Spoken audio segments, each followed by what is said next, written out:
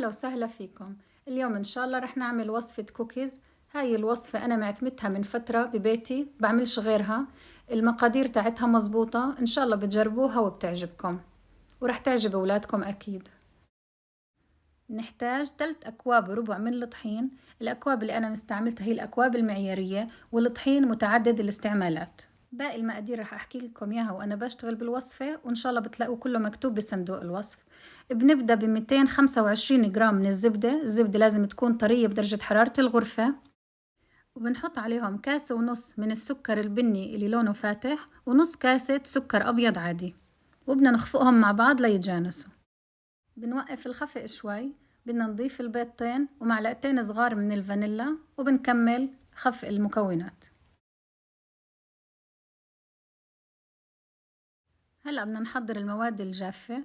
3 أكواب وربع من الطحين، بنحط عليهم 1.5 معلقة صغيرة من البيكنج باودر، وربع معلقة صغيرة من الملح، ومعلقة صغيرة من البيكنج صودا. بنحركهم مع بعض. بيكون عنا هيك الخليط الجاف جاهز.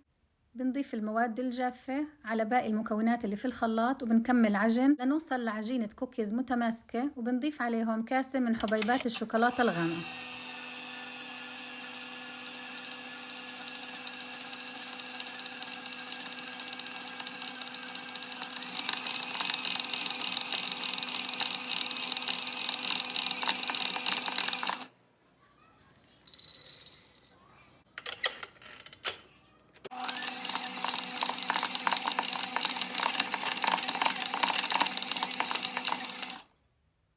هلأ صارت عجينة الكوكيز جاهزة، نقدر نشكلها بسهولة زي ما انتم شايفين قدامكم.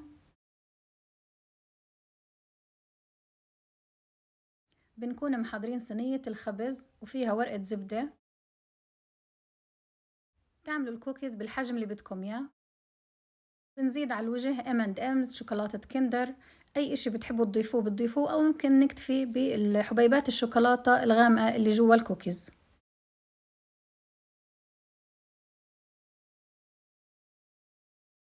الفرن بيكون حامي على درجة 180. بنخبزهم لمدة 12 دقيقة. كوكيز مش مفروض تتحمر، بس يعني شوي تحسوا طرافها صارت شقرة.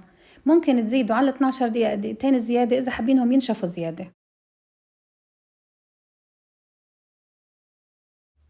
وصحتين وعافية. هيك وصفة اليوم صارت عنا جاهزة. بتلاقوا المقادير بصندوق الوصف، وكمان مواقع التواصل الاجتماعي اللي ممكن تتابعوني عليها. ما تنسوا تعملوا اشتراك بالقناة وتفعلوا زر الجرس ليوصلكم فيديوهات الجديدة. وأهلا وسهلا فيكم، وشكرا لمتابعتكم الفيديو للآخر.